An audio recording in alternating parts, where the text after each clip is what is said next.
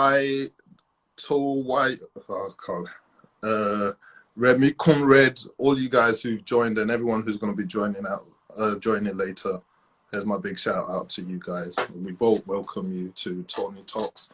All we do is just keep the conversation going with regards to how, you know, we could constantly keep putting pressure on this government or on whoever, you know, holds the mantle of power in our country to make sure that they're accountable to the masses and they do the right thing for the next generation that we are going to be leaving behind.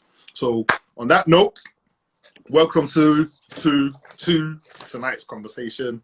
And I want my learned, as they say, you know, where we used to go there, my learned friends, they say, kindly introduce yourself. Yes, good everybody. My name is Olumide. I'm a soccer agent and an investor. That's what. So you're breaking up. You're breaking up. That's. Can you hear me now? Yeah. Yes. And then yeah, that's fine. And they don't lean. When you lean too much, we're only seeing half of your face. Yeah. So that's better. Yeah, that's better. Yeah. Okay. That's like a mug. Huh? Yeah. All right. Okay, that's better now. So if you could just turn the volume up a little bit on your phone because it is a bit muffled. Okay. Can you hear me now? Yeah, that's better. Okay. I've got my young son there with me. Oh, hi. How are you? I'm fine. So give him an opportunity to introduce himself. Okay. Where we are. Yeah, my name is Storm Kujore Olowu. Sorry, could you repeat that? My name is Kujore Olowu. Okay. What was the first name? Because it's breaking up. Storm. Like Storm. Storm. Yes, that's my name. Ah, excellent. Well done. So your dad's an agent. So do you play football? No, I'm currently underneath him. Huh? Currently training with him and getting used to it. Okay. So what position do you play? No, he wants to be an agent. So you want to be an agent? Yeah. You don't want to play. You don't want to learn the craft before you play. That's waste of time, innit? The big money's on the other side. Well done. Welcome. So that's why I've got him on the show so that he's learning. Yeah. Excellent. Well done. So that's good. To whatever doing that in football. But so I really have a problem with your volume. That's is really breaking up. Okay, hold on. Let me change to the other phone. Maybe that's okay. Better. Let me I'm gonna whilst you do that, I'm just gonna pin this on there. Okay. We're gonna switch to the other phone now. Yeah.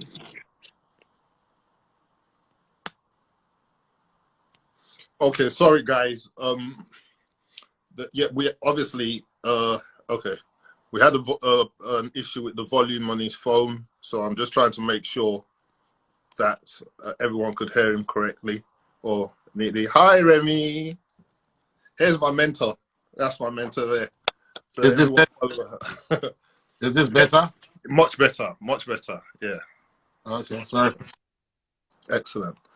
So Daps, whilst you what I was gonna say, so tell us a little bit about what what being a football agent is all about whilst I pin the comment.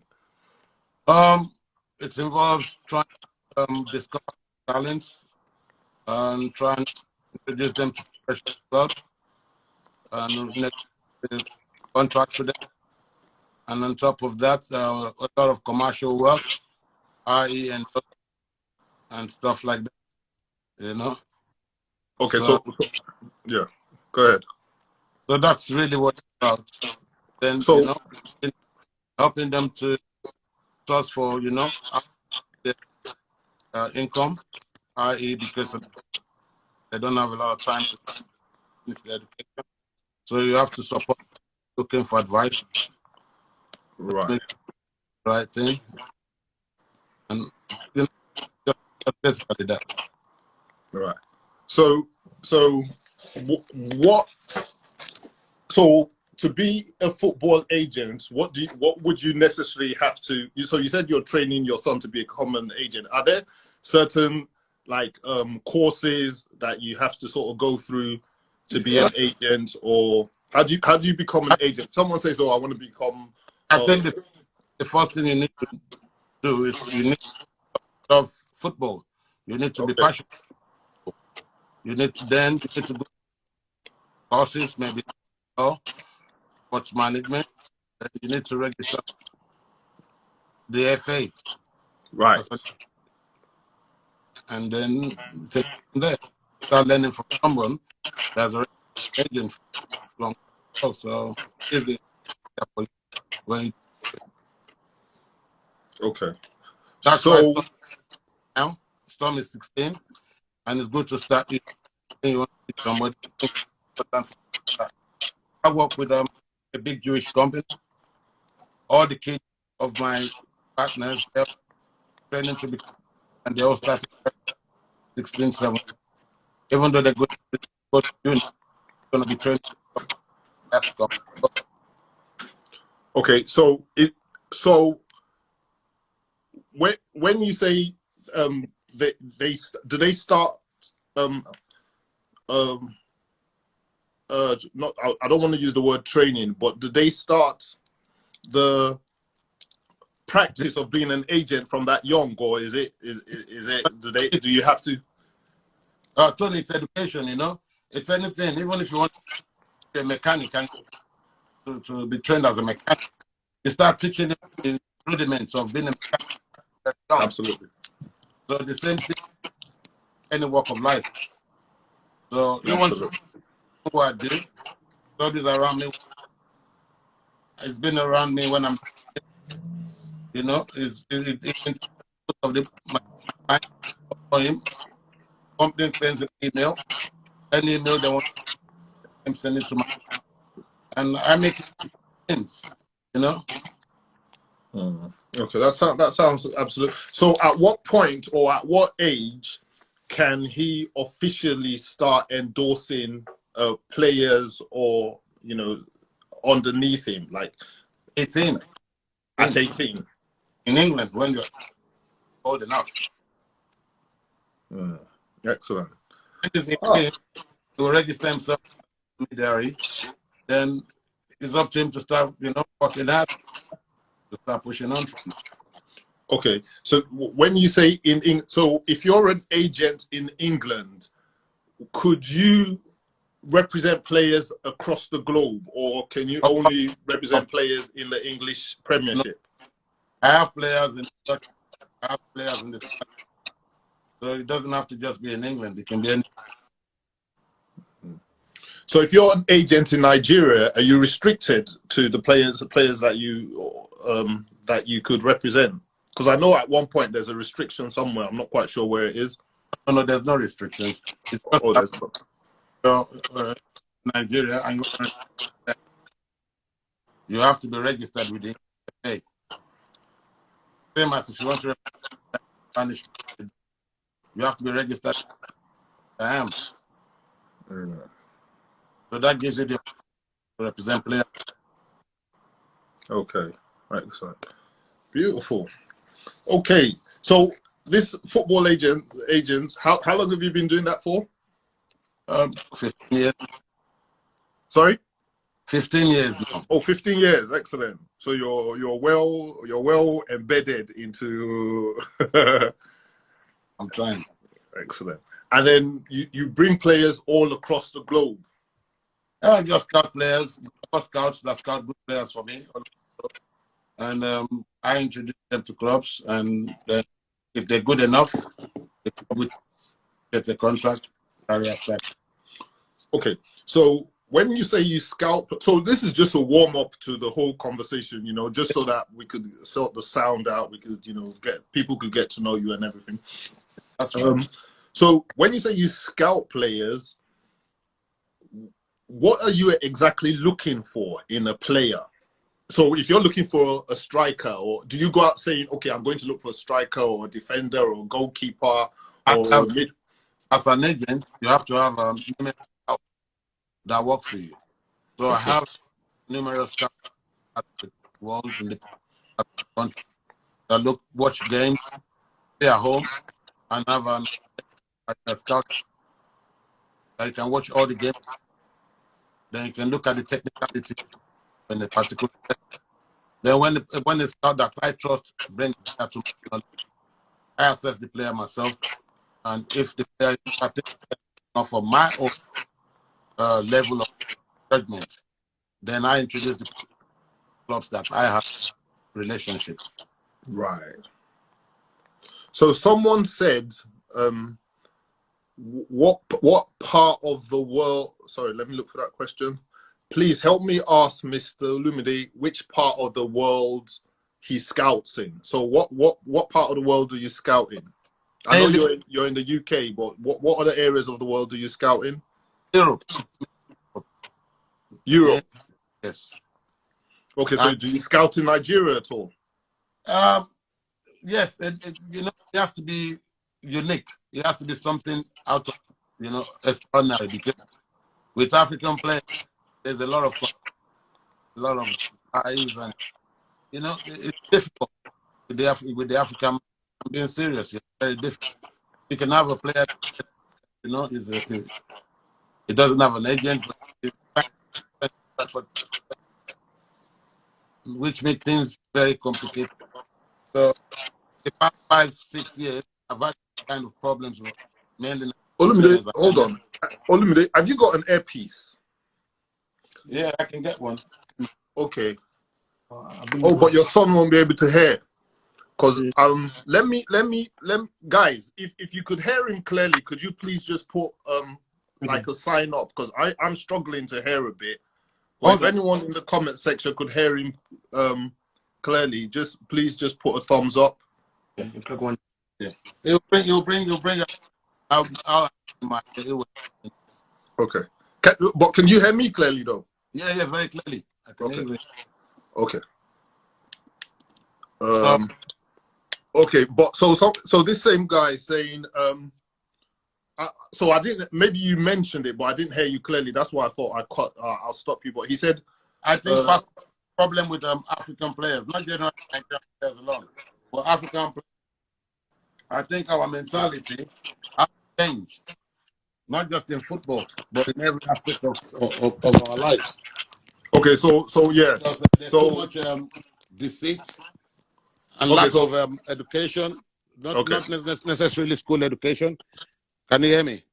Well, I can hear you better now. Yeah. Yeah. Not necessarily. A number of people were saying the sound was bad as well, but yeah. Is it better now? Much better now. Much better.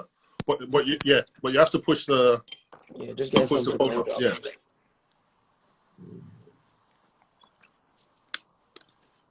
Can you hear me now?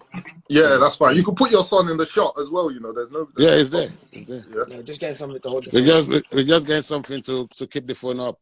So keep the phone up there. Okay. No, hold on, leave it like this. Hold on. Yeah, the sounds much better now. Much better now. Yeah. Can you see me now? Better. Good. Yeah. Okay. So you said you had players in Turkey. No. I have a player in Spain playing in La Liga, and I have some players in the Dutch league. Okay. You know? So the sound is much better now. Much better. Yeah, and a lot of them in the UK, because you find out that a lot of African players now. We have a lot of black players in UK that are born here. Yeah.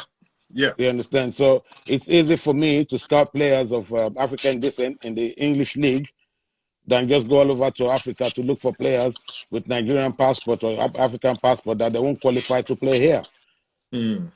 But so I know what the obstacles are with them. But just for the people listening, what are the obstacles with African players born in Africa, why they do not qualify to play in the European League? I know what it is. No. They can play in the European League, but they can't play in certain league. Like they can't play in the Premiership. You can't bring a player straight away from Africa to play in the Premiership or the German league. But you can bring the player directly from Africa to play in the Belgium league, the Dutch league, the Italian league, and some other leagues like that. Could they play in lower tiers of leagues out here, like Division 4, no, I don't know if there's Division 4 anymore, Division 3, the championships and stuff like that? It's still the same thing because you have to have a work permit, and there's a criteria for obtaining a work permit in the UK. Okay. You know, and there's no player coming from Africa that's going to meet those criteria unless they're married to a citizen, and they've played for Nigeria or any African country that's in the top 70 or top 60 in the FIFA rankings, and the club can afford to pay them over £40,000 every week. So that's the criteria. Yeah. So if you say a Nigerian player playing in the English Premier League is earning those kind of money, and has met all those criteria. So that's the threshold for them to.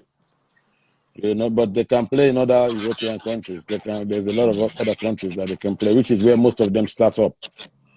You know, so this will be the last question on your on this agency. I promise. Okay. So, in your opinion, you know me, I'm a good footballer. In your opinion, you're trying. I'm a good footballer. The Premiership just didn't accept me, but no problem. In your opinion, how good are truly African players compared to English players? African players are much better. Technical, you know, not technically, but skill wise, and naturally wise, and strength wise, and speed wise. You know, but technically and mentality, we need to improve. On what areas? Mentality. Our mentality needs to improve. Even if you buy a PlayStation and you're playing on the PlayStation and you look at the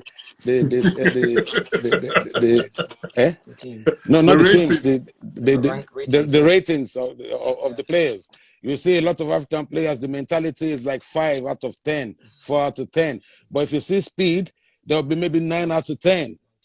If you see them in strength, you see 8 out of 10. But when it comes to mentality, the best you're probably going to see is 6 out of 10.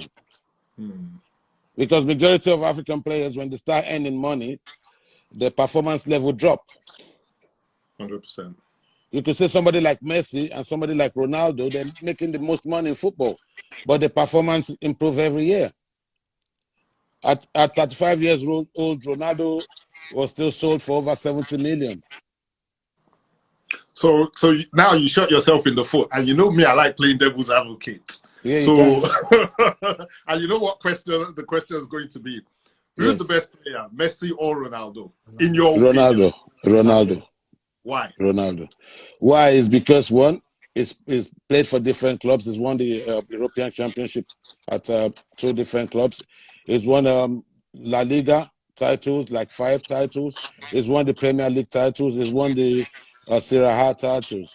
Messi has only played in 1 club, so you can't really judge him more than Barcelona. Absolutely. He hasn't really done anything for Argentina. Argentina's got a lot of quality players that could have helped him to win the World Cup. He hasn't won the World Cup. Ronaldo, Portugal, average players, but it led them to win the European Cup. That's true. You could see the way he works hard. He's 35 years old, but he keeps improving. Absolutely. It defies logic the way Ronaldo keeps going on. Absolutely. I wanted to ask your son that same question. Who's the best player? Who's the best player? He might because I know like youngers they disagree. Well, no, personally, I agree. Ronaldo is the best as well. Yeah. Although I'm a big fan of Messi, I just believe that Ronaldo has done it in more places and on a bigger stage. Where like Messi has just stayed in Barcelona his whole career. So absolutely. Although they're both quality and probably 2 of the best players of all time, I still think Ronaldo is probably the best. So what exactly? So you what you've spoken about is the overall performance and how they've carried the team, and obviously the accolades that they've attained in the course of their career. Well, what is that one thing that you think differentiates? Just that, if you could let me put it this way: if you could mention one thing as a player that differentiates both of them, that you could know, they have as a player? What would that one thing be? Me or my son? Your son, sorry, yeah. I personally believe like Messi, like skills wise, he's probably better than Ronaldo. But when it comes to work rate and like dedication, I think Ronaldo puts in more effort 100%. in the training ground than on the pitch. 100%. Yeah. Okay. So you don't worry. You're going to be a good footballer like me. Don't worry. No, that because I feel the same thing. The argument your dad gave is exactly what I give. That you cannot judge a player based on one team. No matter how many trophies he wins in that team. Football is a thing where you play against different teams, and every time you incorporate yourself into a different team, you have to be able to blend in that team. Yes. So a player that goes from one place to another and can perform and blend at the same rate in that team is a complete footballer. Of course. Someone like Messi, any coach that comes in, they shape the game around him. So you need to take him into a place where the game is not going to be shaped around him, where he has to fight for his place. Sorry there, Tony. I'll give you a good example. Maradona. Yeah. Napoli was an average team. They've never won anything. Yeah. But when they bought Maradona changed everything. Absolutely. So that is what somebody that can make a difference. It doesn't matter what team you put in, he's a leader. Messi is not a leader. Messi's got skills. Nobody's doubting his skills. But Ronaldo has skills, but he's more committed, more disciplined. So if you look at the time they've played football, Ronaldo really gets injured. Messi does. That's true. Ronaldo that's really because gets injured. He trains very rigorously. Even at home, he's training at home. And then there's a popular saying that your talents could only take you thus far. Like it's your endeavors and your skill, not your skills. Talent alone is not enough. Yeah, that would take you to the next level. And I think Ronaldo realizes that, and that's why he even though he's got a bit of talent, he knows he's always got to sharpen up that talent every single time. But I think Messi relies on his talent himself. Like that's right. Any way I could do it, and that's why you see the slight difference there. Okay, so at one point where we couldn't hear you, so I'm just going through the questions as well. Where it was a bit, someone said, please repeat, if you don't mind, maybe in just about maybe 2 or 3 minutes, repeat what you have to do to become a football agent. That's one of the questions that I realized someone's just asked again. I think 1, you need to have love of the game, understand the game. Then 2, you need to educate yourself, maybe get some vocational courses on sports or management, or if you can do a sports law degree, then get acquainted with a lot of football people. So is that, sorry, let me just cut you there. Is that either or either? So you said sports management course and sports law. I never knew there was either or either. Yes. Just to have an experience of what you're going to get into, because you have to look at contracts, you have to, negotiate contracts, so you have to have a level of education. 100%. You understand? And then you have to have a degree of understanding of football, networking with other people in football, go to a lot of seminars involving football management and courses, and then try and learn from people that are already doing the job. 100%.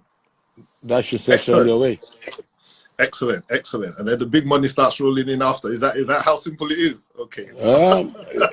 Something like that. Excellent. So, okay, so that's a warm up. Thanks for. So obviously, I think everybody now knows, who you are, what you do, how to become, how to become, or how to do exactly what you do, or if they want to become a football agent. You've given extensive ways in how people could how to step on the ladder or join the bandwagon. It's not a bandwagon because there's only a limited football agents around, or is it that everybody works in the background? Some people work in the background. Some people are more lousy than the others. Some people work in silence. Some people would like to be on the media front and sell I themselves just in that way. one more thing. If you're a football agent, is that different from a sports agent? Because when you talk about no, it's just that my focus right now is on football. But I can easily manage a boxer or an athlete. Okay. I work with a Stella Group. I'm an African, director for Stella Group, and Stella Group looks after rugby players, athletes, American football, and all sorts. Managing a footballer is the same as managing any athlete, to be honest. Excellent. Okay. There we go. So, guys, I think I've drilled him enough. Let me at least keep moving. Okay, so obviously, the nature of your work, it puts you in the bracket of a manager, an agent, a mentor, and in fairness, you're looking at people who are under you. So you're sort of operating in an area where you're in a position of covering and a position of directing people, making sure that they take the right steps, making sure that they do the right thing, making sure that they don't get ripped off, making sure that they don't feel hopeless or disenchanted, or which obviously is not the situation with many youths from where we come from. I know you operate from London, but where we come from back home, all those things that I've mentioned, disenchantment, unemployment, hopelessness, lack of purpose, lack of responsibility, no outlook for the future. These are things that people generally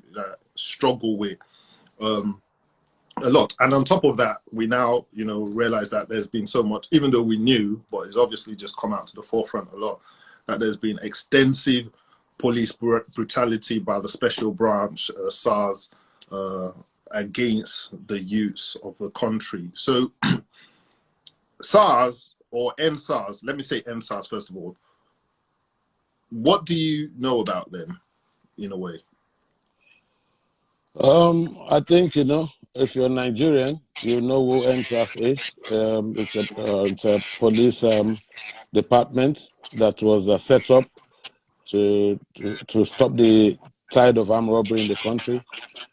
But they've branched off to do other things, to start abusing the citizens and distortion of money and, just doing things that they're not allowed to do. And it's got to a phase that people are angry and people are not going to take it anymore.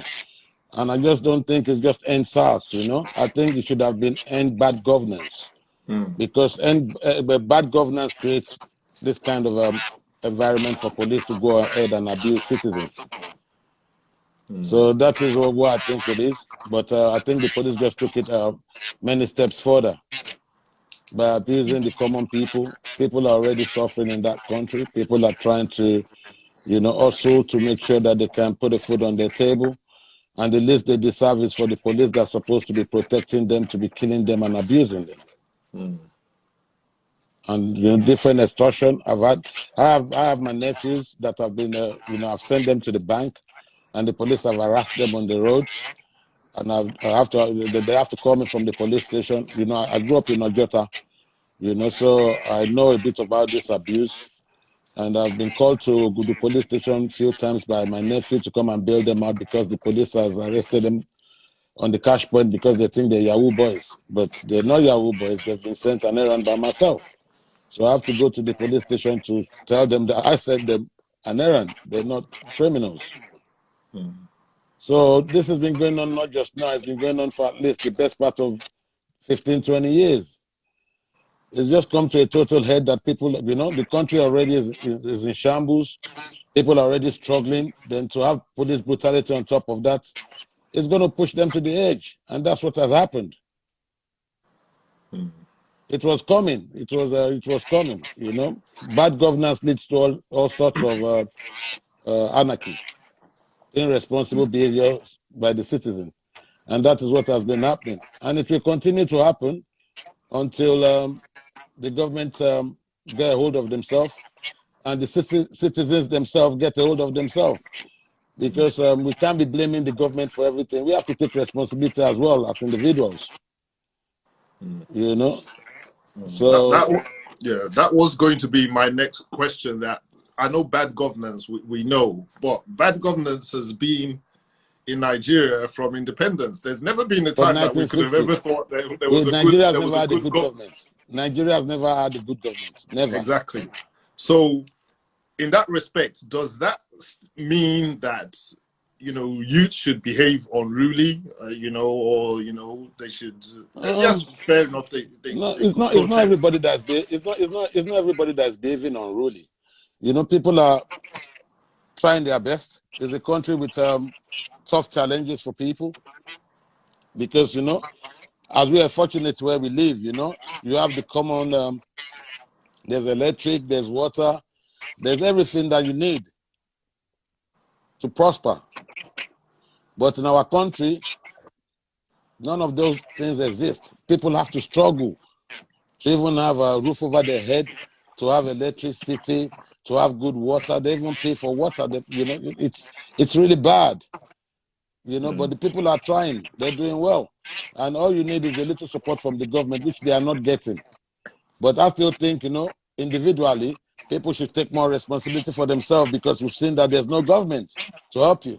There's nobody to help you, so you have to try and help yourself. Like in the Bible, it says, "Heaven help those who help themselves." So people have to start taking responsibility. You know, a lot of us, even including myself, there was a time that I was irresponsible. But I realized that this irresponsible behavior is not going to lead me to the kind of lifestyle I want to live, to the kind of legacy I want to live for my children. And I have to start taking responsibility. The same as every Nigerian should do. We all have to take personal responsibility for our decisions. Instead of blaming the next person or blaming the government. I used to play the blame game for many years when I was growing up. But I realized I'm just blaming myself. I'm just causing myself more harm than good. So the earlier that the youth understand this, that yes, listen, even your fathers didn't have a good government, but they still brought you up. They did something to make sure that, you know, you went to school. My parents didn't have no good governance, but we still went to school, Tony. We still played when we were young. We still did things to make sure that we're where we are today. You understand? So we can't be just, you know, the government they're there. They are not going to change. Not now, anyway. I don't think in our own lifetime they're going to change. So for me to start talking about government is irresponsible, to be fair. I just think the people that we need to try and speak to and to see for them to see the better side of themselves is the youths coming up.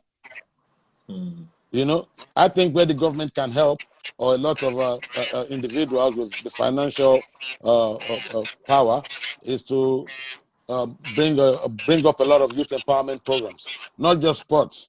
I mean, vocational courses. People that want to learn to become a mechanic, people that want to be tailors, people that want to be carpenters. There's all these opportunities for people. But when they don't have those opportunities given to them, they can't take those opportunities. So this is where a lot of people like myself and other people that are, you know, God has blessed them a bit to do their bit. You know, because if we leave it to the government, nothing is going to change. Nothing. But okay, but in a challenging environment like Nigeria, like we know how it is. You know, maybe there's no father figure, or you know, even if there's a father figure. He goes out before you wake up, comes back when you're asleep, you know, the moms at the shop and stuff like that. And you're literally no different from what we see in the Western world, you know, in terms of working parent or working class parents. But you find that as a young person, you're more shaped by the school you go to, the friends that you move with, you know, and then you start to have a mindset like the people that you surround yourself with, as that saying goes, you're a product of your 5 best, you know, the people who you keep, the associates of the 5 best. How do they say that thing? You're a product of the same feather flock together. Yeah, or something like that. What is it that when you find yourself in that situation, you've been there, we've been there, we've all, but I don't want to say, I like to hear it from other people. What is it that you could begin to do differently to begin to say, okay, I want to carve something different for myself? Because remember, you're locked into, and your son will be able to testify to this. You know, I'm sure as being a teenager in the UK, you have loads of friends who are, you know, just messing about and, you know, doing all sorts of things. But you decide to make a choice that, okay, I want to do something different. You know, I don't want to follow this flock. I don't want to, you know, go off and, you know, do bad things or carry shanks or carry knives. I just want to carve. What is it that a young person, maybe I should ask him actually, Okay. what is it that you could do differently so that you could begin to separate yourself from that pressurized clique that you're in as a young person? I think you just need to like look like, is this what you're doing now? Is it going to affect you in 10 years? Like, you have to always look at the long term. Like, a lot of people my age are outside all day doing rubbish and stuff like that. But I always think to myself, what I'm doing now, it's going to affect me in 10, 5 years. So you need to think ahead and think for the future. That's just how I look at it. But so that's valid, but what makes you think of the future? Why are you not just thinking of the fun that you could have here and now? Is that true? So is that due to some words that your parent told you? Because that would rope up with having, you know, valid parents in the house, or is it due to decisions that you've just made for yourself, or is it due to books, or is it due to TV, or what is it that I think it's just makes you go inside yourself and say, you know what, I want to carve out something better for myself, even at this young age? I think it's due to like external influences, like you said, family is key in it. I just like TV as well. Some of the stuff you see on TV, you want to go out, you want to do this now. But I just tell myself that all the fun people are having now, there's no rush. As long as you work now, you can have the end result eventually.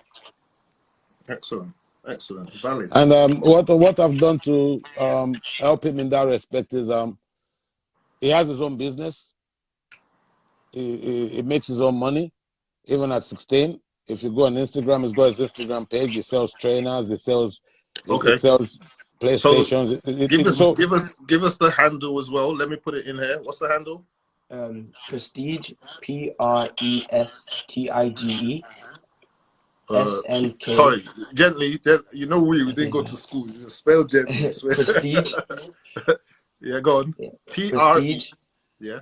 Yeah, there we go. My partner just commented in the chat. Okay, cool. Yeah. Okay. Yeah, that's his friend. You know, I mentor them. I speak to them. I tell them, you know, you don't need to rely on people for money. You can do stuff for yourself. You can educate yourself. So they set up a company for themselves, getting trainers, exclusive trainers.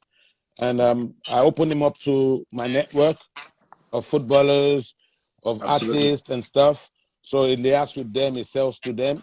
He has people like Young Ben coming to the house. He has a good relationship with Davido and Asa, Davido's manager. And they trust him. He buys stuff for them here. He's like a personal shopper for them. And they send a lot of their stuff to them. How does that make you, Storm? How does that make you feel?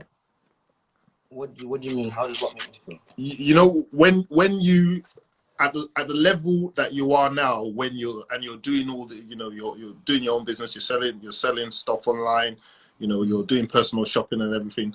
When you wake up in the morning, what's the feeling? Do you feel, is it a feeling of accomplishment? Do you feel accomplished, or do you just do you feel driven? It makes me like, I just feel good about it, because like I know my dad has the money to buy me stuff, but it feels better when I work for it myself and buy it myself anyway. That's exactly what I was looking for. That's one of the main reasons why I do it anyways, because although my dad can get me stuff, I like the feeling of waking up and buying something myself, or saving up for something myself. That's exactly what I'm looking for. Well done. So D, so going on then, what could youths in Nigeria, what do you think? Obviously, so this is what I said. You're in the best position to speak on this, because your son is an example. I for one, you know, I really feel you know, bad for the youths, you know, because there's limited opportunity for them, but there's still opportunities for them. In every There's crisis, limited there's an opportunity, but opportunity. there's still opportunities for them. You know, a lot of them have natural talents. You know, a lot of them, there's something right in front of their eyes that they've not really looked into that they could be doing. I.e., you might like drawing, you might like to be a tailor, but you don't, you know, you become a tailor. You might like to become a mechanic, become a mechanic. You might like to become an artist, become an artist. Look, a good example is what music has done for this generation. We didn't have the opportunity. The only person we had then was maybe Fela that we listened to. But now you have a lot of fellas. You have a lot of, the music has empowered them. And not just people singing.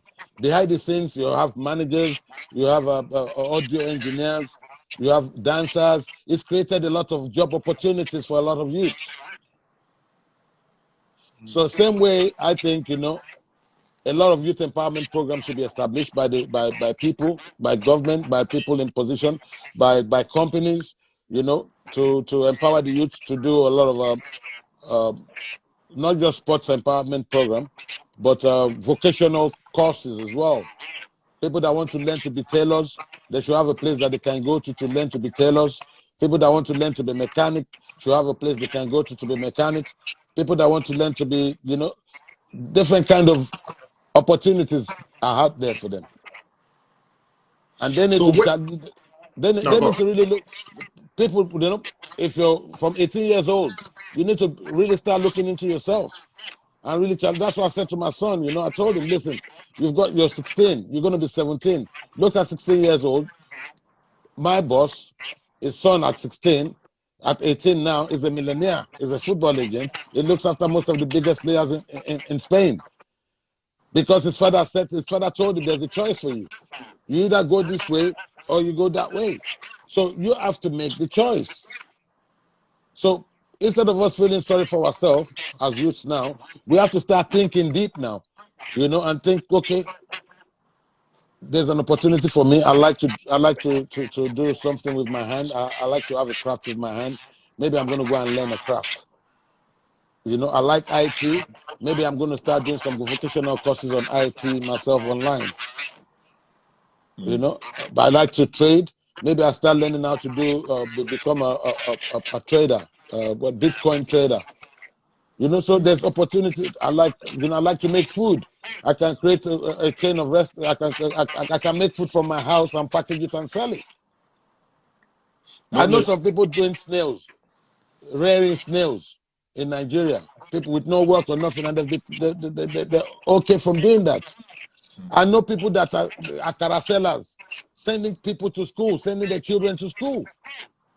And university.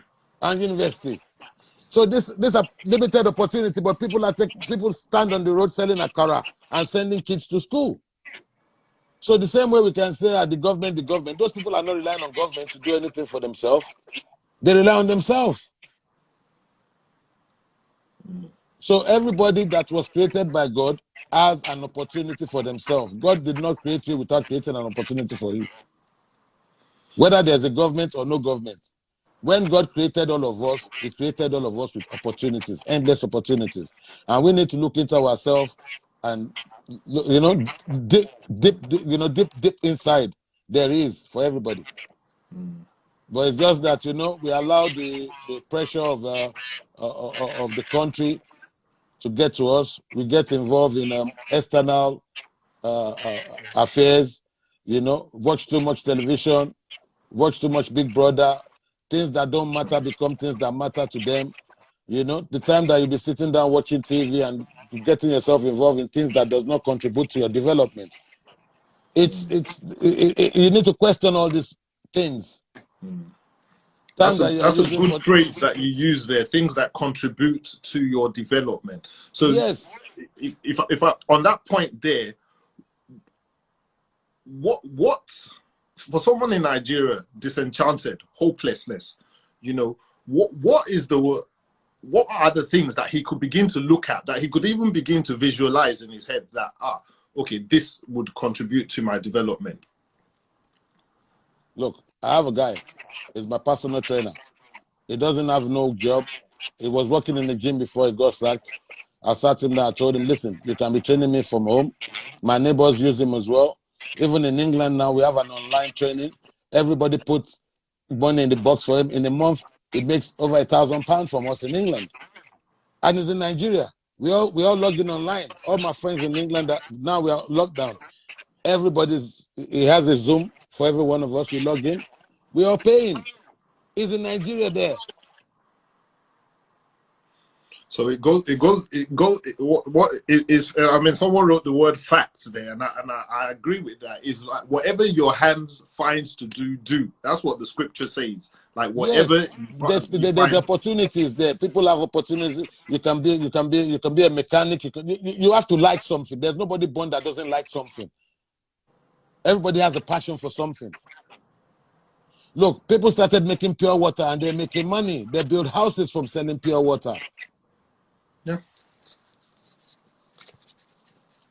So how do you begin to change that mindset of where, and this is for youths, yeah, because we probably know this because we live it, but for young people, how do you begin to change that mentality? And I know your son spoke about how he changes his, but how do you begin to change the mentality to think, if I sell pure water, my friends might be thinking, he's selling pure water. Or if I'm selling akara, my friends might be thinking, how do you begin to change the mentality? I think it's important for the youth to understand one thing. You are only living for yourself. You are not living for anybody else. Your life is yours, not your friends' lives. You understand? What you're going to do to make you successful, somebody else is going to do it and fail. So you need to believe in your own. You have to have conviction for what you believe in. And don't watch no one. I remember when I started my life as a football agent, I have some friends that were sneaking behind my back. I had people that were saying, football agent, but all these things are going to be there. Doubters are always going to be there. But as long as you don't doubt yourself, the others, you're going to cross them. The most important thing is not to doubt yourself. You know, others can doubt you. You want others to doubt you. That is what it is. That is what it's about. I feel good when people doubt me. You know, because it's a challenge. I like challenges, you know. It gives me like a buzz. You know? So for me, I just think that you should understand that, you know, you're not living for no one. You're living for yourself. And your success, you know, it's important to you. If you're successful, you're going to have a lot of friends. Failure doesn't have friends. So how do you begin, how in that case, how do they begin to measure when they're successful? They will know. Success as a language. Okay. Does it speak in tongues? No. I wouldn't need to tell people that I'm successful. They can see it. You understand? Success has its own language, and failure does have its own language too. You have to choose. Do you want to be a success or you want to be a failure? But in that respect, is failure part of lessons of success? Or yes, definitely. You have to fail many times to pass. Failure in itself is good because it leads you to the right answer sooner or later. If you don't fail sometimes and success just comes to you just like that, you will lose it. You lose it because you've not gone through the steps and the right channel to be successful. You have to fail many times. I love to fail. In fact, I like failing because when I fail, it gives me the opportunity to grow. It gives me the opportunity to question why I failed. It gives me the opportunity to see where I can do better. You know, I've done deals that I thought, I should have done this. But it puts me on a platform for the next time to do better. You know, but I don't see failure as a negative thing. I see failure as a step in the right direction. If you don't fail, that means you're not trying. Yeah. You know? If you don't fail, that means you're not trying. I remember when I started my football career, I wanted an instant success, you know? I thought it was going to be smooth sailing. And I was in the kitchen in Nigeria with my late wife. May God bless her soul. And she said to me that, Dakmo, don't think because you just got your license now that everything is just going to change, and you're going to be successful now. That, look, 10 years time, you have to work hard for 10 years to actually see the value of what you're doing. And I was looking at her and thinking, Obrin, you're liking me. Why would it take me 10 years to be successful? But the truth is, Tony, it was actually when it was 10 years that you that got your God first, gave, that I had major first-time breakthrough. success. And that's just the reality. But if I've given up in the first 1 year, 2 years, 3 years, 4 years, 5 years, I won't have the opportunity of success that God has given me now. Can I pull you? Because you on that point, you've pressed an important button that I like to always emphasize. I like to emphasize it, but then I like people who I talk to emphasize it from their own perspective. How important is it? And I'm sure you would have taught this to your son, because I asked him a question and he answered me correctly. How important is it for you to have half-yearly plans, 1 year, 5 year, 10-year plan, and in any endeavor that you're going through? I think it's very important to set plans for yourself, to set targets for yourself, because it gives you the motivation to keep going. You might not achieve the first target easily, but you just put another 6 months on top of it, and you get there. And when you get there, you find out that the second stage is even easier, because the first step was the most important step to take. So it's always good to set yourself targets. I set myself targets every year. I don't necessarily meet those targets, but if I set myself a target of let's say I want to do 5 deals, a good 5 deals in a year. If I do 2, I'm happy, because the 2 is still big for me. And sometimes I end up doing 4, sometimes 5. And when you don't do none, that No, when I don't do nothing, I just work hard to make sure that, listen, the targets I didn't meet this time, I have to join them with the one for next time. Like in football season now, you have the summer and you have January transfer window to do some deals. And in between, you can still do some deals if you're clever and if you understand the game. You can do a lot of commercial deals. You can do deals for players with no contract, that they're out of contract. So there's opportunities all around here to make money, to do something. But you have to be positive. You have to stay awoke. You have to wake up in the morning feeling ready to win. Every day, every morning, I wake up from my bed. The first thing I do is lay my bed, because that sets me up for the day. If I wake up in the morning and I don't lay my bed, I'm not ready for the day. So I wake up in the morning, I look at myself, I thank God for getting me up this morning. I lay my bed, which is very important to me, because if I don't lay my bed, that is the way my day is going to go. So when I lay my bed, that's the beginning of a good day for me. I zoom into my personal trainer, train, go for my normal walk and jog after training, come back home, have a shower, start my day. I feel fresh. I feel positive energy.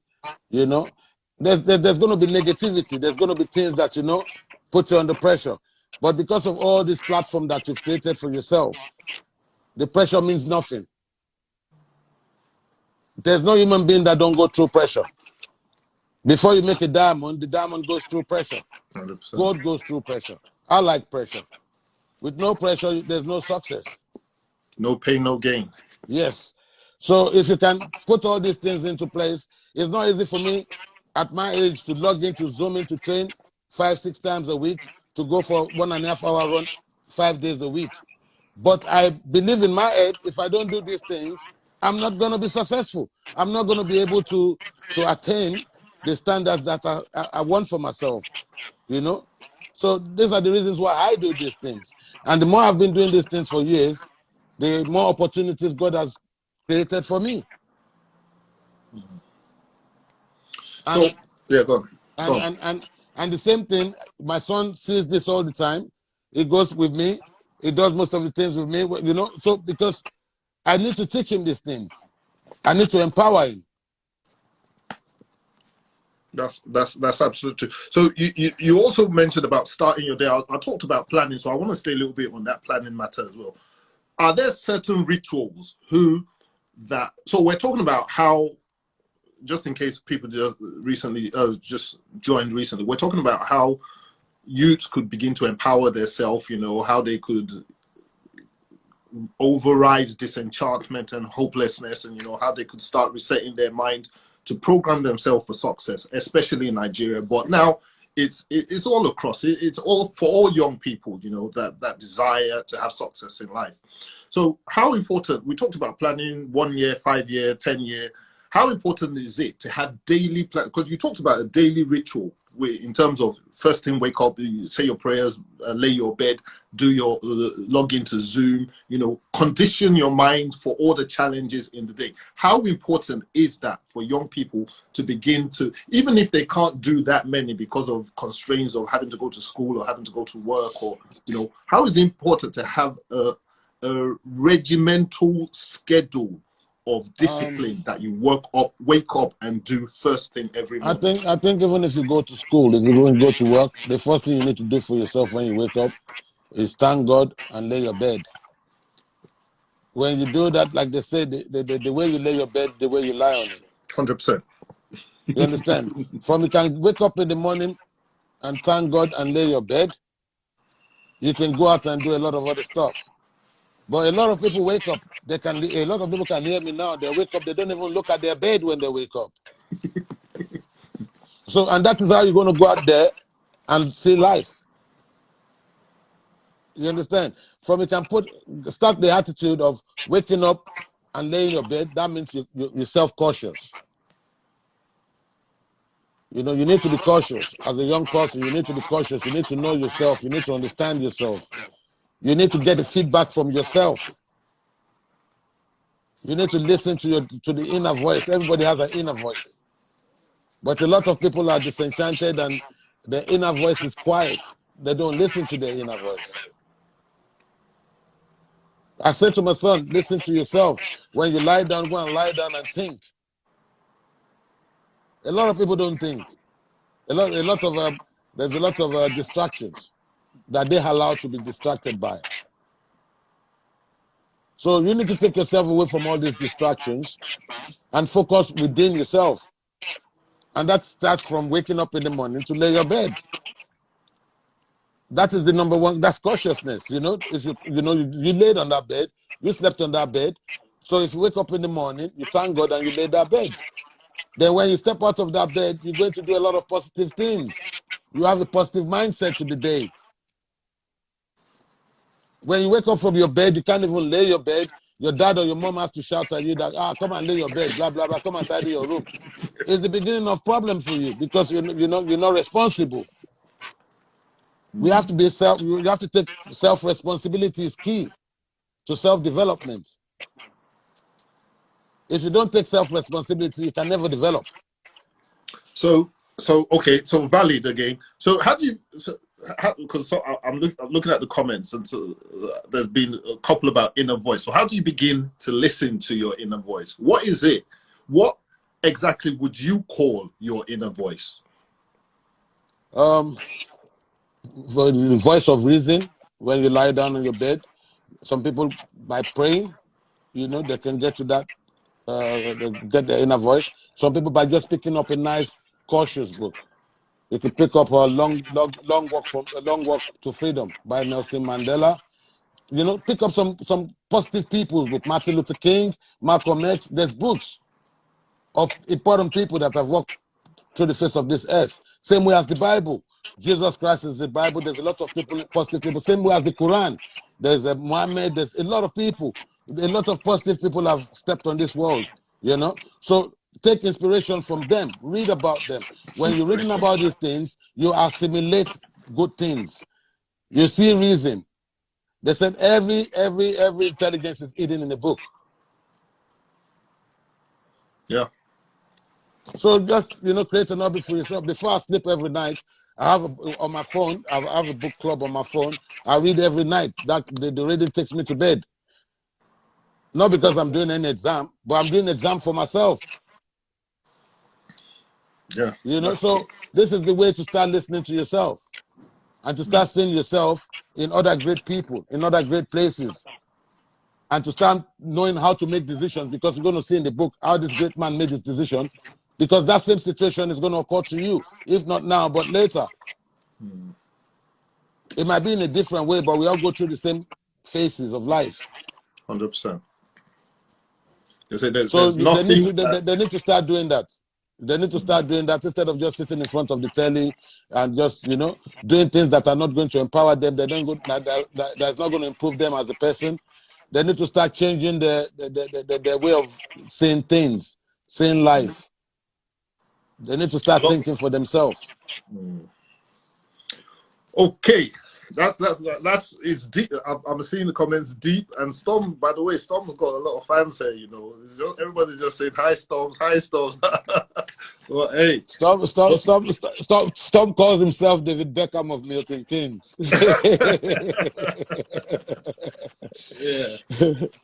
Okay, so that's what people ought to, that's what youths, these are ways in which youths can begin to empower themselves and change their mindset and, you know, begin to find hope in the face of hopelessness.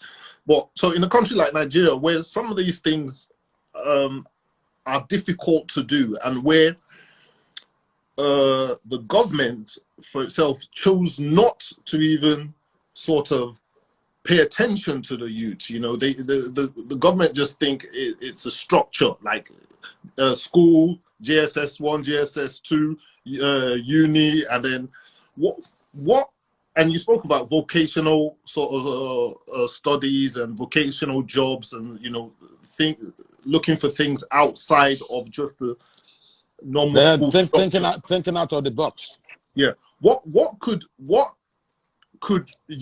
let's assume that they were now expecting things from the government. What do you think the government could start providing, or what sort of amenities do you think the government could start providing? So let's say this life was going to go out to one kind of ministry of sports or ministry of young people or something. What do you think they could start doing to start sort of engaging the youths? Yes, I think they have to start with a lot of youth empowerment programs, you know, and putting back a bit of trust in the youth. Is going to be difficult, but they still need to start by doing that, because the money that they're spending is for the youths. It's for the it's for the country. So they need to use this money to create all these opportunities for the youths. The only reason why we have all this disenchantment with the youths and every one of them is because the money is not going to the right places, and the right people are not being put in the right departments to do this job. You know, when you have, like, I'll give you an example from my own angle now, sports. In Nigeria, we have over 200 million people. A lot of talented people, swimmers, athletes, basketballers. Even yesterday in America, the NBA, 5 Nigerian players were drafted into the NBA. So it shows you how much talent we have in abundance in sports alone, which is my sector. But if you look at the way the government is formed in Nigeria, they put the wrong people in the wrong places. Everything is politicized. Even football is politicized. If you don't have, you know, a godfather here or there, you can't get into, your talent can't get you there. I've tried to work in Nigeria with the government, with the state governments of Nigeria in 2010. I was the sport advisor for Mimiko. I lived in Ondo State in Akure for like 8 months to try and help them to change the structure of stuff there.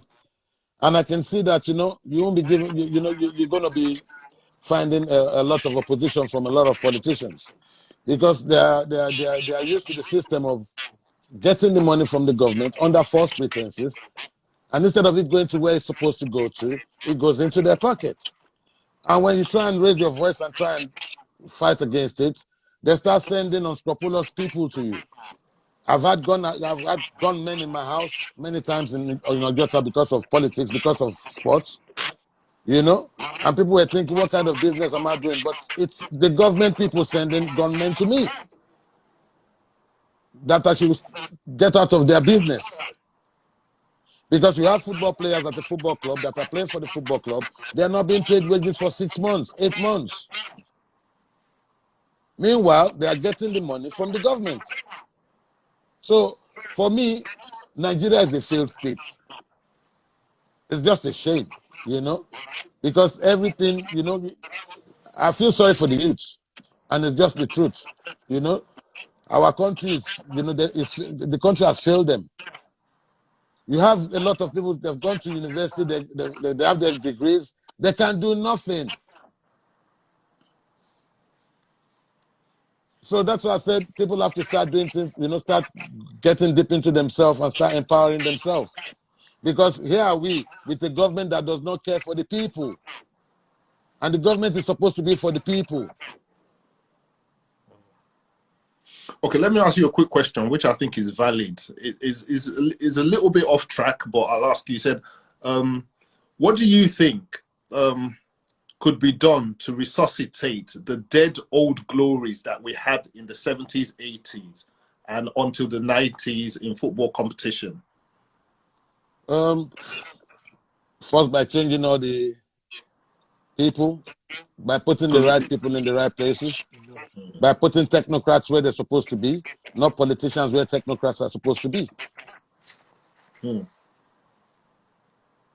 Yeah, it's true, because you have somebody who is the NFF chairman who doesn't have any qualifications in sports, who just happen to be related to an ex-governor of a state, and that person put him in power to do whatever he can do, and he's used that position to get himself in where he is now.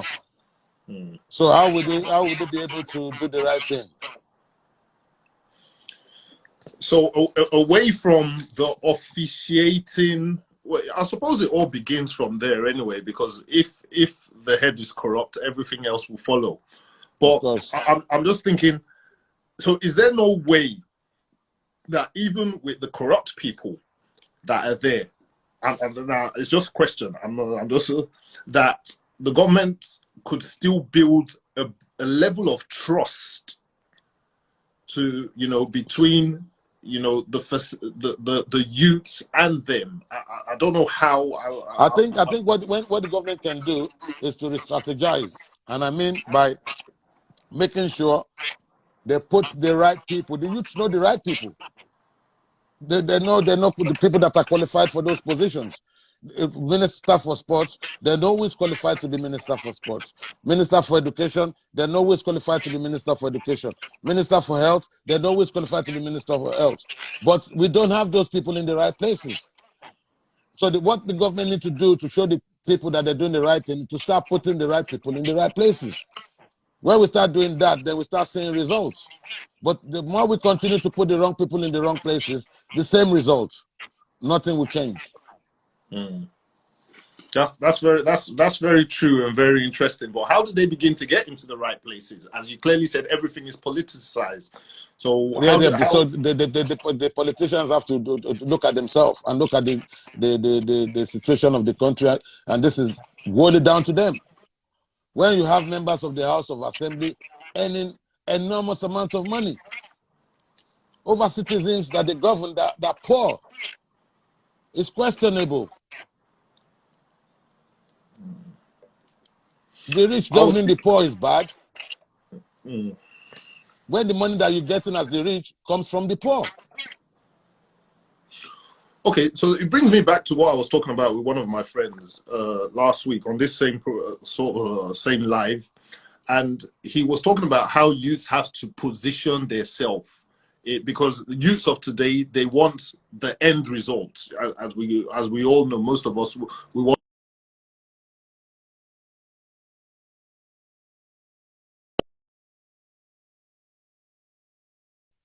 Calling me, you were calling my phone mistakenly. No. Oh, okay. I saw a call coming from you now. Oh, yeah. Okay, yeah. So I was saying the youths, most youths, they just want the end result, microwave age, like put it in there, instant gratification and stuff like that. What do you think? Where do you think youths needs to start strategically positioning themselves so that they could be? I think Is it me calling him? Can you hear me now? To go on this ladder of process. Yeah, I can. Yeah. I think because we're in the democratic world now. I think the first thing the youth need to do to empower themselves is to start registering to vote. That is the beginning. Register to vote. Because your vote counts, even if you think your vote doesn't count. Because now, because of this NSAS issue, these people in government know now that the youths are going to fight back. They're not going to be able to start running with all these thugs to steal boxes, ballot boxes when the election time comes. So the same energy the youths have used for the NSAS, the same energy they have to use during the election to defend their votes. So that would be the question that I would ask you. In a complex and sort of mad society like our country, how do someone or a young person who's voted with his PVC, what are the steps, or what should he be expecting to do to make sure that his vote counts? I think, if you have a lot of youth organizations, starting from the youth organizations, making sure that they meet at a regular time, they strategize at a regular time, and they have their own representatives in all the voting polls, and defend their votes. The same way they came out to defend themselves against SARS, against the police brutality.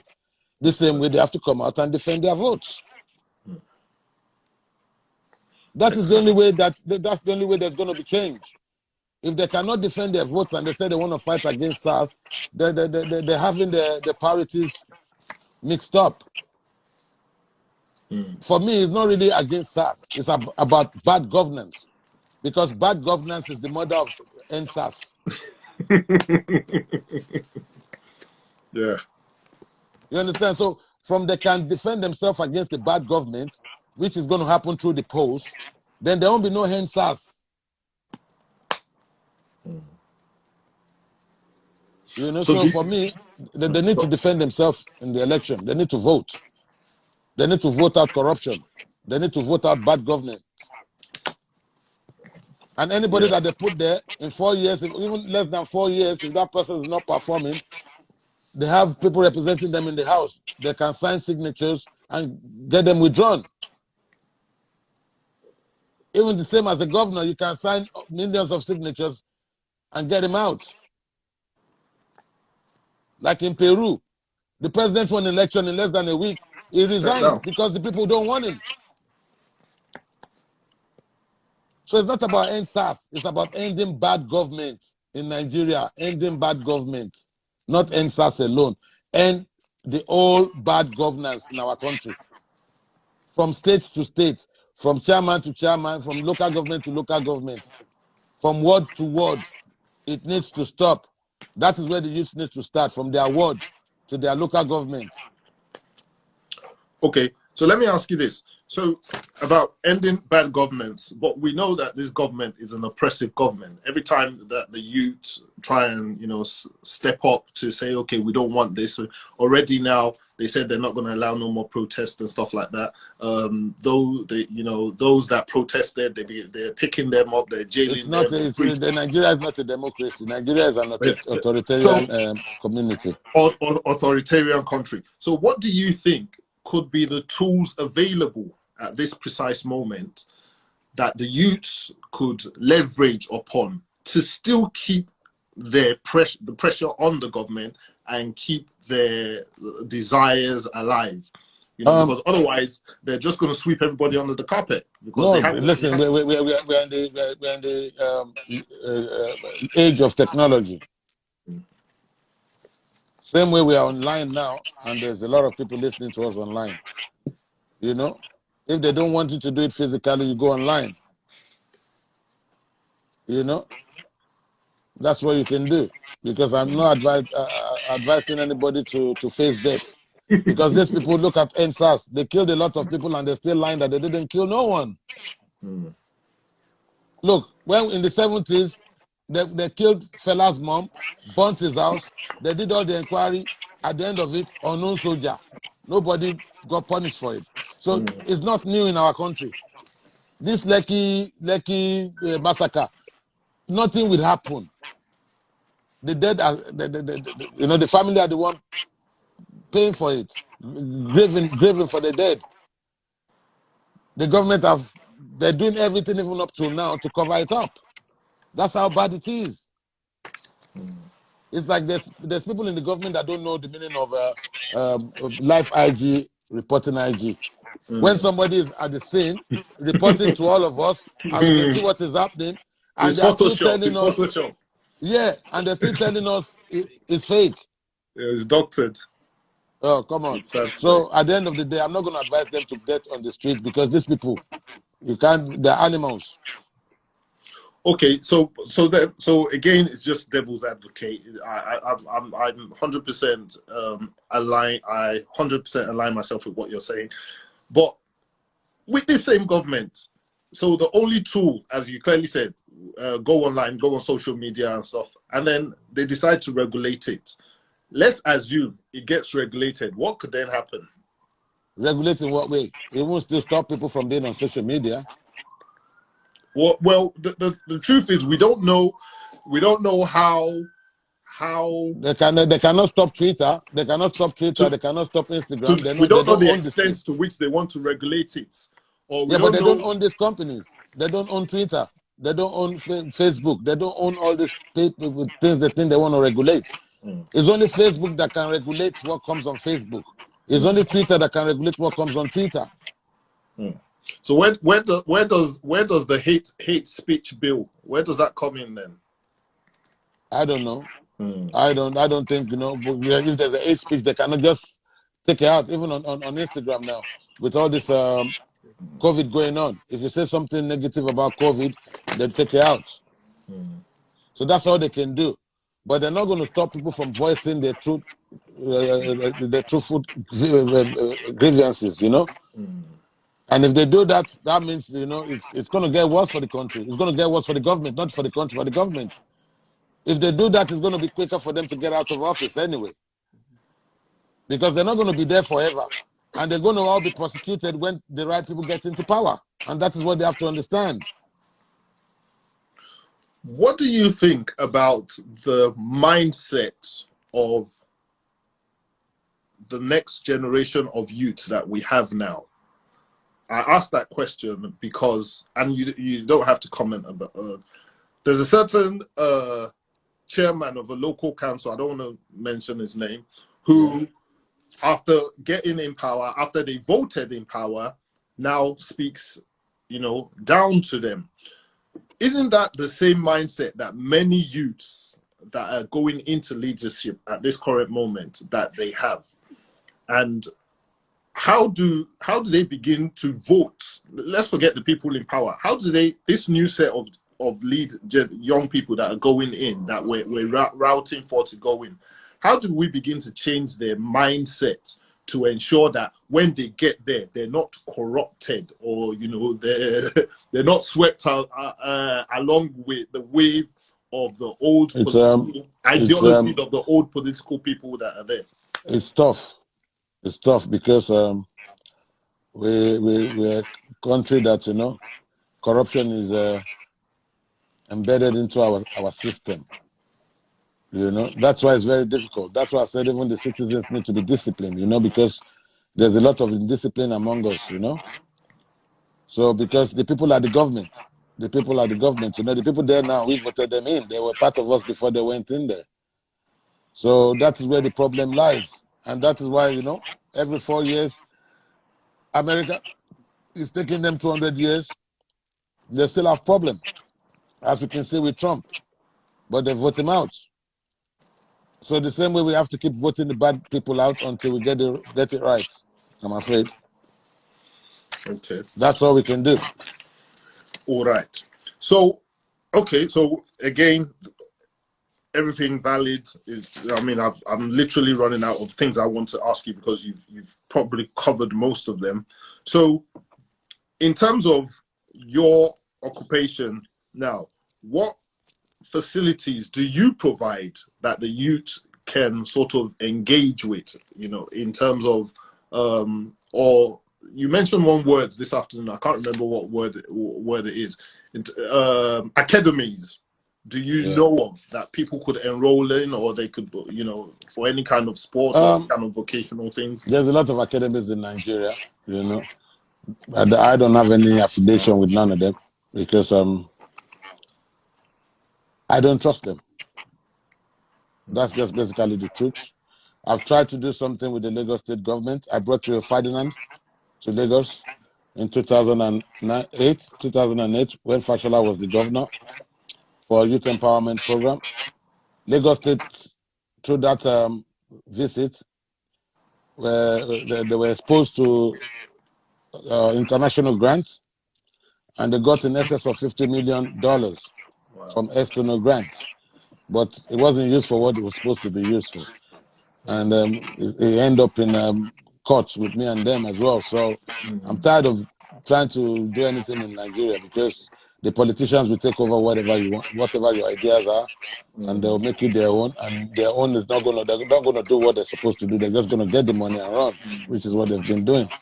So for me to say I want to do anything in Nigeria, I'll be lying to you. I don't have any mind of doing anything in Nigeria like that. Because I've tried. I did with Ogun State, the same thing. I did with Ondo State, the same thing. I brought Rio Ferdinand. Man United just won the Champions League in 2008 when I brought him to Nigeria.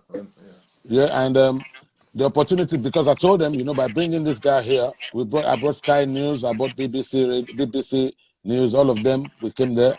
It will expose Lagos State to grants from external organizations like the World Bank, the Gates Foundation, all this empowerment organizations. There are a lot of them out there, you know. And when Rio came down there, the opportunity was created for Lagos State to get these funds.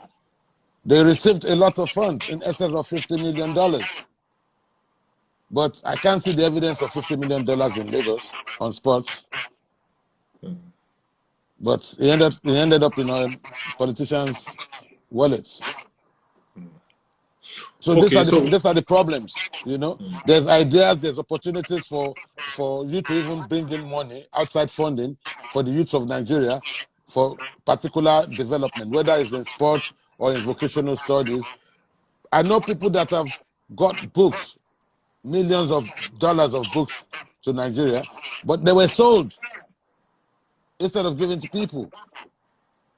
People have brought clothes to help people in Nigeria. They didn't go. Look, the good example is the palliatives.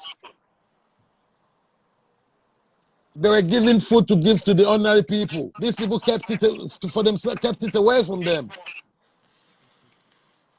to try and repackage it and resell it for themselves.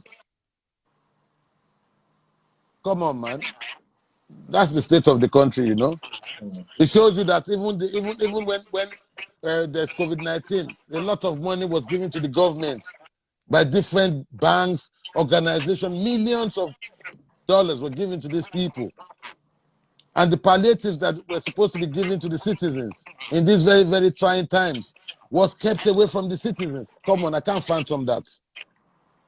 It shows you how wickedness is inside these people. So what's going to change them when they can't even give what was given to you for free to you? How can you help? It's difficult, Tony. It's very difficult. It's very difficult. Okay. Yeah, valid. I can't phantom it either. Okay, but for someone who, we all know we've got bad governance. Someone who's got this talent, he's super talented. He knows he's talented. Okay, let's assume football, for instance. He knows he's a good player. He knows, you know. If he sends me a DM, I'll see what I can do. I have a player, similar situation to what you're saying. 2 years ago, a 14-year-old kid, they sent me a video of this 14-year-old kid. He's in a school in England for the past 2 years, in a boarding school, on scholarship, that myself and my colleague, who is a lawyer, Barrister Ogba, organized for him. The boy is one of the best young players you would ever see. Anything to compare to Messi is him. We took him out of Nigeria 2 years ago is in a boarding school. It's in Brookhouse College in Leicestershire here. Every club in England wants him. Everybody knows him. Excellent. So individually, that's how you can help. If there's somebody listening that they think they have this talent, then they should make a video for themselves and send it to my DM. And then sorry, what's your DM? Olumide Olowu. Could Storms, could you type that for me, please? And then I'll pin it.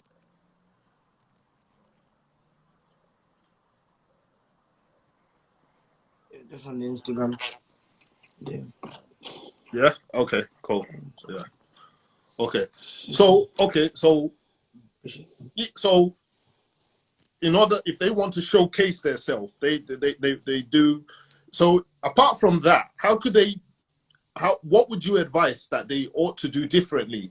Apart from doing the video, we know all of that. But what would you advise that they also need to do differently in order to begin to showcase their talents? Like they sign up for clubs, sign up for, I don't know. If for academies, they have to keep improving their skills. They have to train daily. They have to eat the right food. You have to get yourself ready for when the door knocks for you. Mm. Because the opportunity is not there today doesn't mean the opportunity won't be there tomorrow. 100%. You have to keep yourself ready for when the opportunity comes. Mm. But if you don't keep yourself ready and you're despondent about it, and when the opportunity comes, you don't have the tools for the opportunity, then you've done yourself a disservice. 100%. So you have to keep going. If you know you want to win, you have to keep fighting. Absolutely. You keep training for the fight. You have to keep training for the fight. You have to keep training. You have to keep going, Okay.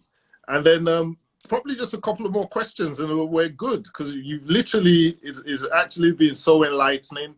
I love your mindset. I love the mindset of your son. Thank you. I think so many people will be able to take valid points off of what you said. In how people should take responsibility for themselves is so important. Do the minor things first. Making your bed might not seem like nothing, but just doing it means you've overcome the first challenge of the day. The very first challenge of the day is to get up and make your bed. When you are used to doing that, you see that it will be easy for you to do other things in the day. Yeah, there's a reason why I always say there's a reason why if you're a military soldier, a soldier. When your captain or whoever comes in for inspection, he wants to make sure that your shoes are shining. Your bed is laid. And your bed is laid. Yes, even in boarding school, Tony. I think you were in a boarding school. Even in boarding school, anybody that goes to boarding school, that is the first discipline you need to learn, to lay your bed. Because in the morning, they're going to come to the dormitory and check your beds and check that everything is in order before you start your day. So there's a reason why you need to lay your bed when you get up from your bed. It's a personal discipline. It's a personal way of looking into yourself. So I think, a lot of teenagers that listen to this IG today, they need to look at themselves and think, oh, do I lay my bed? So if you think about it, you don't lay your bed before you get out of the house, you're going to have a miserable day, don't you? Not necessary. I wouldn't say that necessarily have a miserable day. Trust me, if you look at it very well, try to do it tomorrow. Don't lay your bed and tell me how you feel tomorrow evening when we talk. Don't lay your bed. I lay my bed every morning, boss. Yeah, well, if you want to look at this, if you want to work it out, that if this is really true, don't lay your bed. Just get up from bed and leave it. Let me throw in one question here that it might be relative to what you're saying. What time should average, and I'm talking about a guy now, an average guy, what time do you think he should be up in the morning? Do you think it's important that men or boys should be early risers? Not really. It depends on what you do. Okay. Some people work all night. Some people are IT guys. They're they're on till 3, 4 o'clock in the morning. But if you have a job, if you have a job to do, let's say you start work at 8 o'clock, you should be up at 6 o'clock. Then you should make sure you go to bed early, so you get 8 good hours of sleep, because sleep is important as well. So if your day starts 8 o'clock in the morning, you need 2 hours in advance to get yourself and your mindset and everything ready. So you're prepared for the day. But someone like me, I go to bed 2 o'clock, 1 o'clock, 3 o'clock, because I'm my own boss. I get up when I feel like getting up. And whenever I get up, I make sure I have something to do. That is why my personal trainer will get me up. I have my training at 11 o'clock every day. Then from 11 till 2 o'clock, I'm still doing physical training. I train for an hour, then I go for a run and a walk for 2 hours and come back home. That's when I eat. So I skip breakfast most of the time because I didn't wake up for breakfast. I wake up to just start my day like that, and I'm used to that now. You know, but if you have something to do, you have an appointment, you need to go to work, you need to go to school, and your day starts at 8 o'clock, give yourself 2 hours.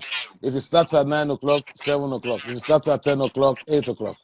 So always give yourself 2 hours advance time to get yourself together. I asked Storm a question, and based on what you have just said now, I'll ask you the same question.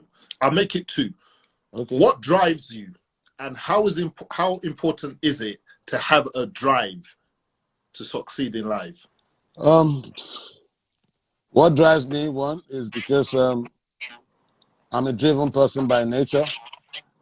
You know, I like to be happy. And I know the only way I can be happy is to push myself to be successful.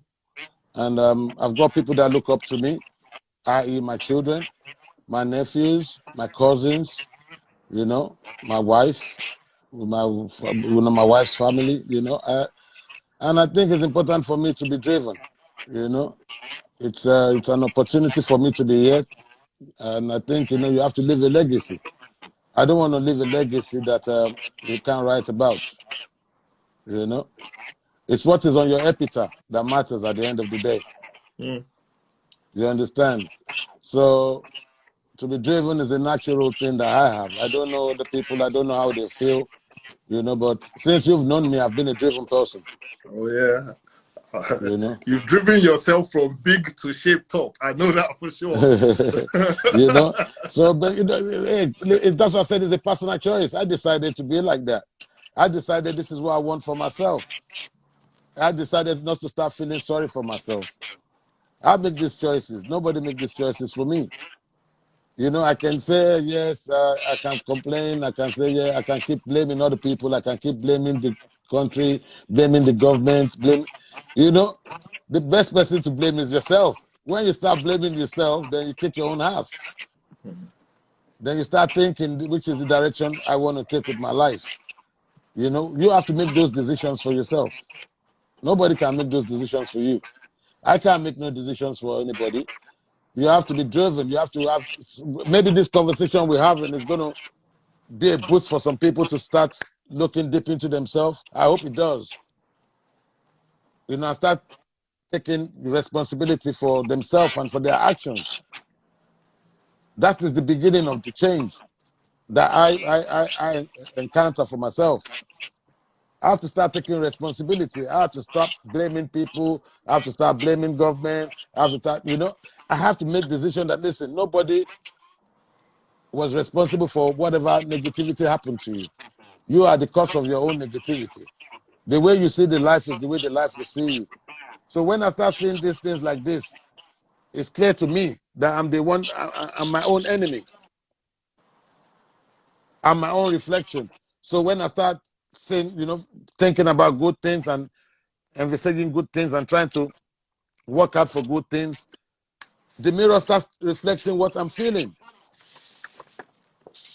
You understand? But when you're full of negativity, you blame everybody for everything, you are not, you know, you are unhappy with yourself, then that is what you're going to get back. I try as much as possible to run away from negativity all the time. You know, it's out there, but I try and push myself away from it. And I think by being disciplined, the way I keep to my routine, has helped me a lot, you know. It's guided me to become the kind of person I want to be.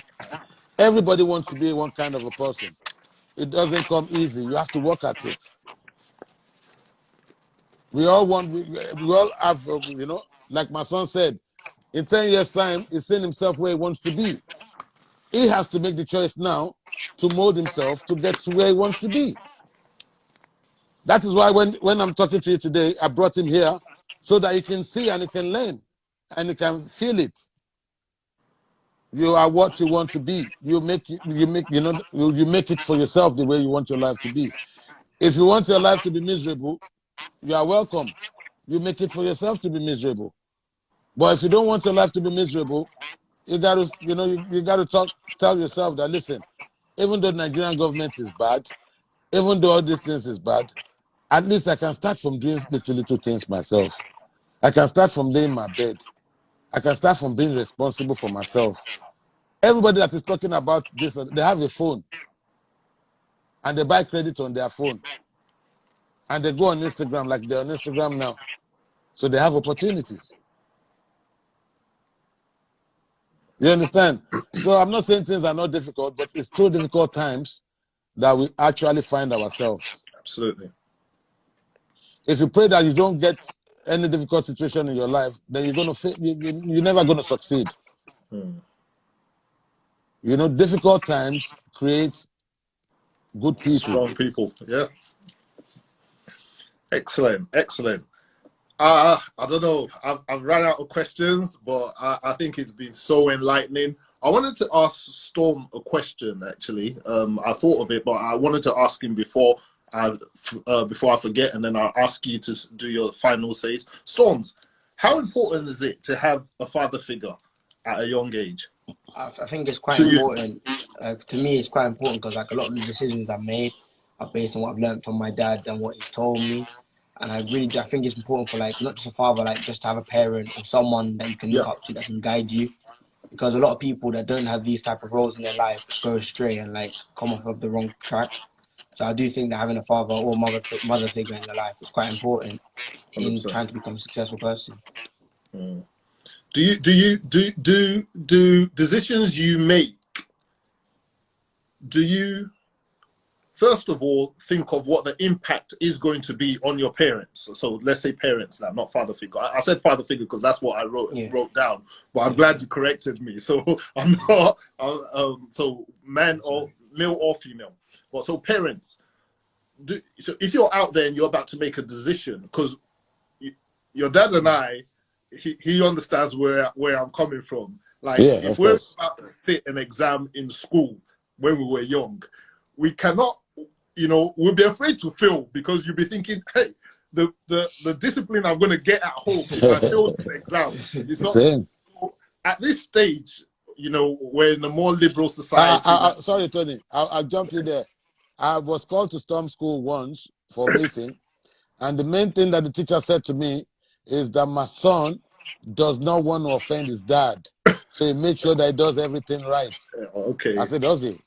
He said, yeah, that doesn't want to offend his dad. I said, how do you know that? He said he knows. I don't know the teacher, but that's what the teacher told me. So he's answered the question for you, but I'll ask you, Storms. Why is it a reflection out of you? So obviously the teacher, so maybe you had a conversation with the teacher, I'm not sure, but why is it so visible to the outside person it's like that your actions don't want to, offend your parents? Because like I think that where we're from, like culture-wise as well, it's what you do is represents your family, represents your name. Like even not just on this scale, before like people commit crimes, you should always think, what my family, what my parents think about this. Like I use that in every single day of my life. Like before I do something, would I do it in front of my dad, or would I do it if my dad was there with me? You shouldn't do things impulsively, and you should always think about the repercussions. Excellent. That's really, really, really important, and that's really valid. And I'm actually glad that, and I know they're not recited questions because I didn't give you no questions before you answered. So for you to be answering in that, it just shows the impact that, of knowledge or wealth of knowledge that you have embedded in you, that you use as a form of direction to guide you in your course of life. And I pray that God will continue to guide you in all the decisions you make, that you make the right decisions. Our kids, they would be the heads, they would never be the tail. They would be game changers in their generation. And you started already. You started already. So well done. Appreciate it. Thank you. God continue to guide you and lead you. So the Father of the Year. Thank you. So thank you. What would be your final say for young people? I mean, I shouldn't even ask you this question because you've said it so, you've articulated it so much. I just think, they should stay positive, and don't look at the wrong side of life. Always look at the positive side of life. I think God created every single one of you guys there to be a success for yourself and for your family. And the negativity is not part of you. You can you can make yourself think one way, you can make yourself think another way. So always make yourself think positive. Always look at the bright side of things. Even when it looks dark, always know that there's going to be sunshine. Because there's no night that comes without a morning. Absolutely. You understand? So don't even the government might not be good now. The government might look. There's a lot of successful people in Nigeria that the government has not helped them. That should be good inspiration for you. Tony Olumide, we live in Ojota together. His parents were not rich or nothing. He's UBA head. UBA, yeah. You understand? Yeah, we grew up in Ojota together. Wow. You understand? So there's a lot of successful people that come from this kind of places. So don't look at yourself and think, because the government is not good, that you are doomed. In fact, you use that to challenge yourself, to rise above all this negativity. 100%. You have a phone opportunity, you can watch what we're saying, you can see what we're saying. So there's opportunities for you. When we were growing up, we didn't have no technology like this.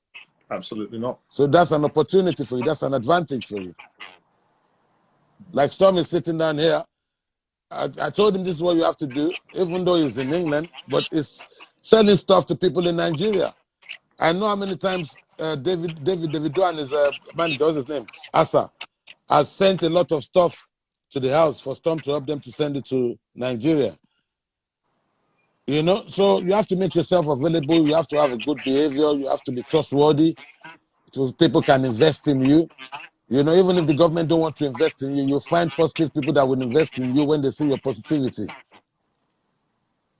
So it's important for you to have a positive mindset because you're going to come across someone that is positive, that will see your energy and will invest in your energy.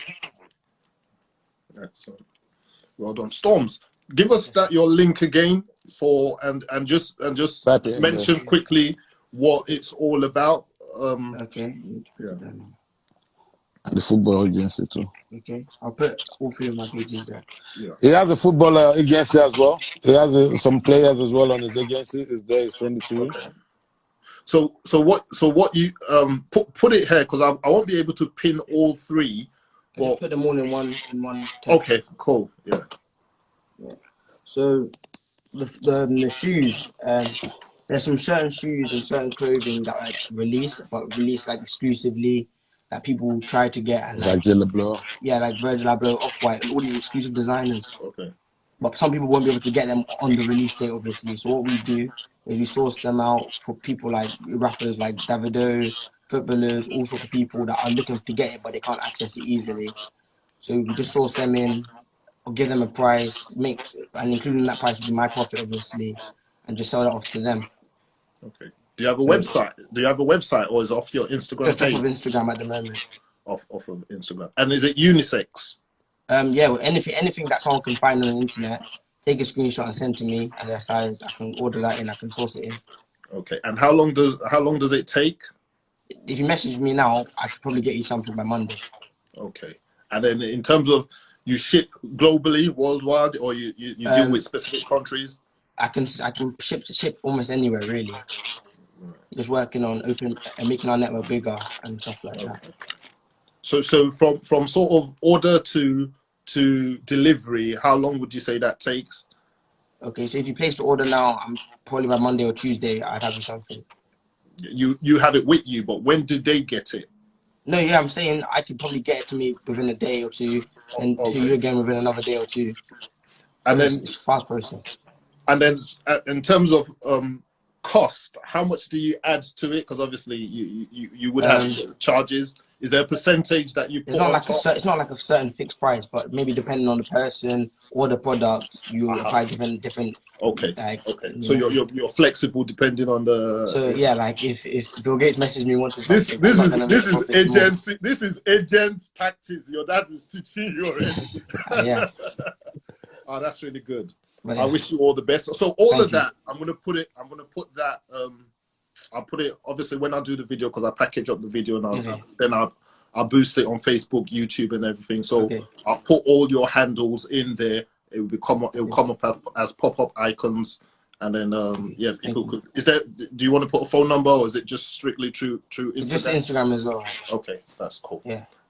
Nice meeting you. Cool, nice to and meet then you. your dad would have the final say. That's if people want to contact you. I know you spoke about sending in the video. Is there a website, or is it just the handle? No, just my handle, Olumide Olowu. For football, you can use and then for football, you can use the Aurora page. That's my son's company. My football is his own agency that set up for him. Okay, sorry. Where is that? Is that on the pin? Aurora football. Yeah. Okay, so but if they wanted you to deal with them, could they? Yeah, I'm a director of the company, so I do a lot of work for them. Yeah. Okay, excellent. So guys, I mean I came expecting, and I've been overwhelmed. You know, Daps never fails to deliver, and then he brought an addition as well that delivered on top in name of Storm. So I really appreciate you guys. Thank you ever so much for joining in, guys. In fact, let me do just before I go. Maybe Daps could do I always like to do shout outs. There are people that joined. Thank everybody that was joining. Yep. Thank you, and I hope you guys gained some knowledge today. And you know, I wish you all the best in your future endeavors, and hopefully, you know, better things to come for every one of you. Amen. Amen. Storms, do you want to do your shout outs? Similar. Thanks. Collection Wakali joined. Tosin Kende joined. Thank you to them, and thank you to everyone else that joined as well. Excellent. Thank you, guys. And obviously, I do the final ones for everyone that joined in, everyone that's commented. We do this for you. Thank you ever so much for joining in. We put this out on. It will be on his page. It will be on my page, and then it will be on YouTube, Facebook, Twitter, all the handles. Yeah. So please just stay engaged. You know, take inspiration from what's being said. You know, there's no lesson learned that's wasted, no matter how small it is. You know, this has been maybe about, I think, 2 hours or just under 2 hours. But if there's only 10 seconds in this video that you could take and use as a source of, you know, inspiration, take that 10 seconds. You don't have to take the whole 2 hours. You know, there's so much thing that was said in 2 hours. So just find a bit that fits for you, you know, and put it upon yourself and just roll with it, you know. And I pray that we would all achieve our desired goals. Amen. In this that we're living in. Not when we leave, you know, because when we leave, it's over. But in this that we're living in, we'll attain our goals. And take inspiration from Storms. This guy, I could see the next millionaire coming up, you know, but thank you. It's all good. So guys, I want to say have a good weekend. You too. And until we sort of all come together. I'm sure people want you back, because there are other things. I'm seeing people say that there are other things they want you to speak about, like what? Personal managers. But I would take my hand take my hand out of that. So we could arrange to have you back on a different, and Storms, even if you want to come back and do, you know, have a conversation about anything, it would be good to have everyone back and, you know, do this once again. So thank you, guys. Thank you very much, Tony. I'm going to sign out. God bless, man. Thanks. God bless you, my brother. Thank you. Nice. Bye-bye. Yeah, guys, thank you so much for joining in, everyone that stayed in. It's actually been quite insightful, you know. He never fails to deliver, and he's delivered once again for us this evening. I want to thank you so much for staying tuned and joining in. Please subscribe. You know, once it goes out on YouTube, if you do see it, subscribe. If you want to follow me, that's my handle. I also have another page called Mindset Mentor, Mindset and then Mentor with an extra R. I'll put the description there. Follow it. I'll put my inspirational posts, my books, everything I talk about, my coaching plans, everything I, join in. And let's just move ourselves forward as best as we possibly could. The only thing in life that's constant is change, and we ought to always change and evolve into a better place. We can't keep doing the same thing and expect different results. And, that's just wastage. We've always got to make sure that the reason why we're on earth is counting. If not counting for us, counting for our children, counting for our family, counting for our community, counting for our workplace, and counting for our country. So we're passionate about it, and we hope that, we could achieve our goals in due time. Thanks everyone for joining. Have a fantastic weekend. Good night. God bless. Peace.